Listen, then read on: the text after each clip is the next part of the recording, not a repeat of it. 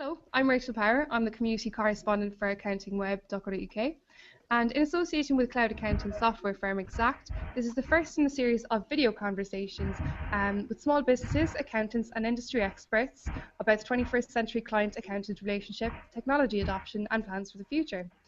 We'd love for viewers to get involved, so at the end of this video, please leave your comments or views and any questions you might have, and we'll endeavour to respond to them. You can also use the hashtag, so if you want to tweet about it, it's hashtag 21st century accountant. I run a online t-shirt retailer in Bristol. We've been going 10 years, and that's about it. I run Bristol, which is part of an international movement to help homeless people.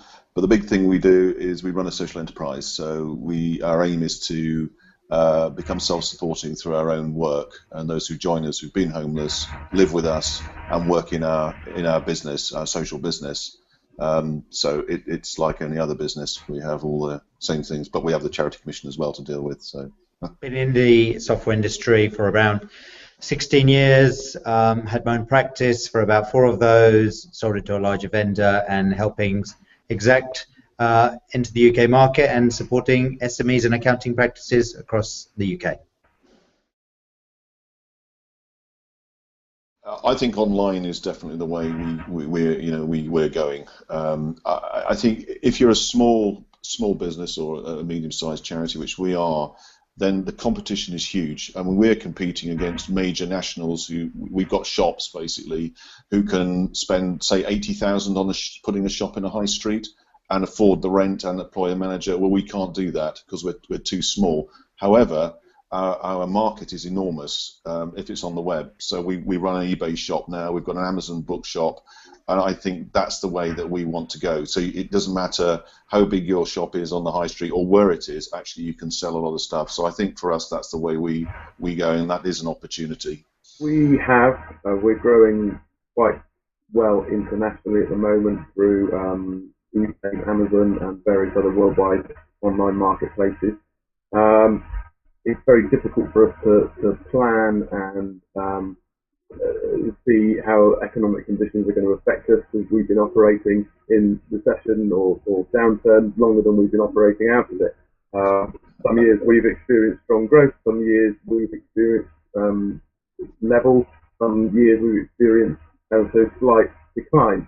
So it's very, very difficult, but I think from my personal point of view, the joy of being the sole owner of a lifestyle business is not to answer to anybody, and really my yardstick is if I'm making a profit and able to pay my mortgage, keep all my 10 members of staff happy and employed, that's my goal. And if I can keep doing that for another 10 years, I should be able to retire early.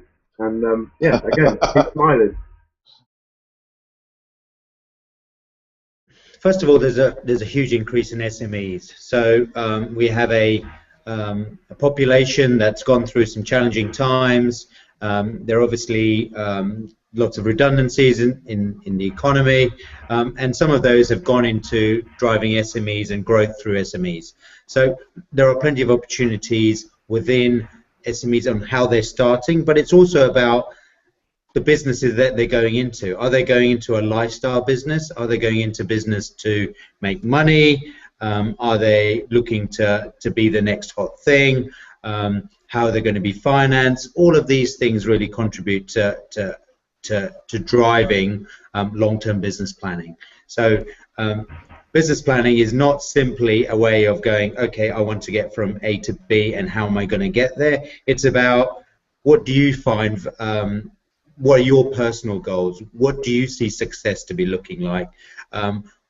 Where do you want to be in 6 months' time as opposed to 5 years? Let's not always think about the super long-term goal. It's about breaking that plan into sizable chunks for you to consume, and also about being flexible enough to adopt that as well.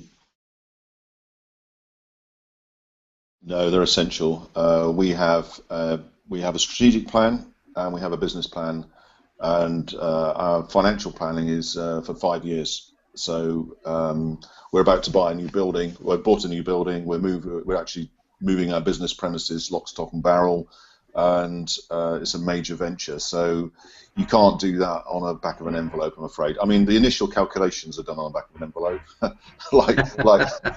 like most entrepreneurs do. But I think once you think you can make it work, and you've done your sums with a calculator and a piece of paper, you've then got to get into the detail.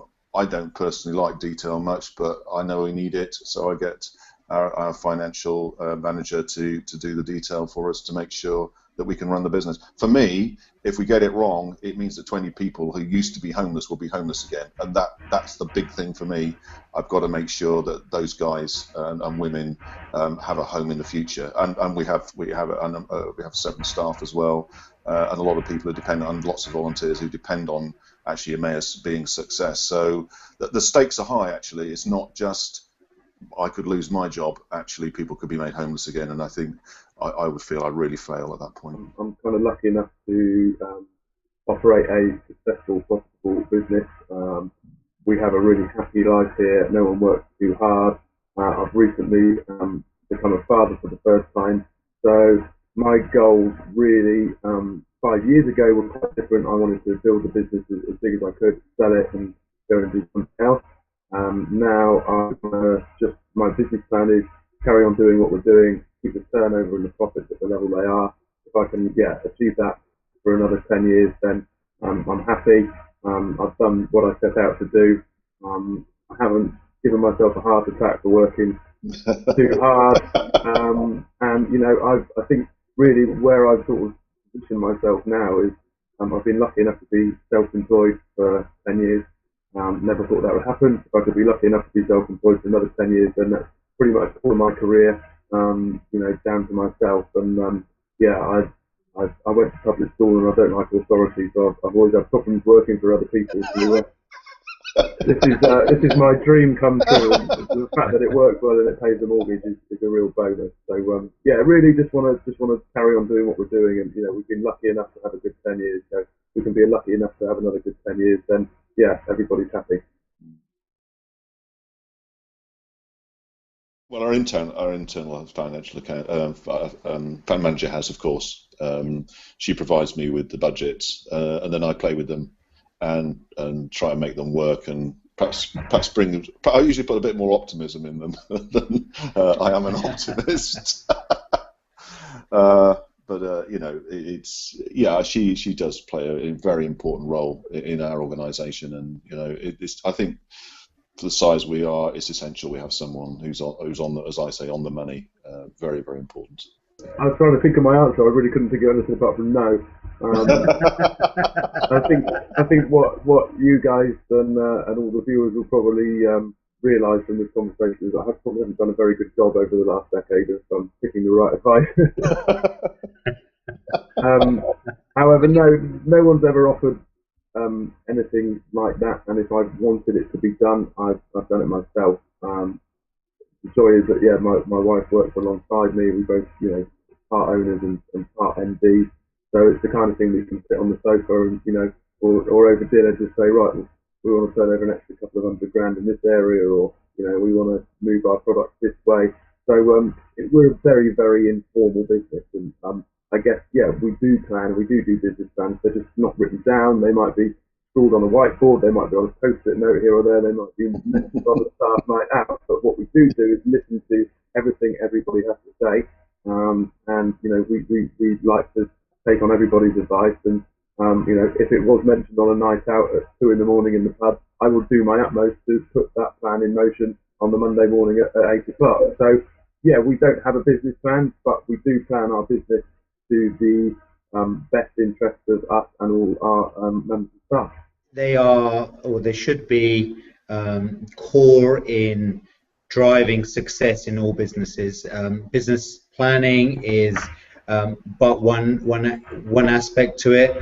Business planning is key. For example, when I was in practice and a practitioner, business reviews, business planning was a 6-monthly cycle. It was provided as an added value service, because there's obviously an interest for the accountant as well as the business to make sure that it's a success. So both interests are obviously secure. And business planning is it's key and essential to make sure that everyone is running on track, that goals are realistic, and you have contingencies in place if there are challenges that you didn't see coming up board. So you can certainly plan for them, and it's also really key that the plans are integral part of the strategy for the business. So again, business planning is key. We've come to the end of our video series. I'd like to thank everyone who's watched them, and I'd really like to thank my delegates who've been really, really good attendees today. So thank you very much, Pat Wood. Thank you. Thanks, Jay. And thank you very much, Richard Pendlebury. Thank you.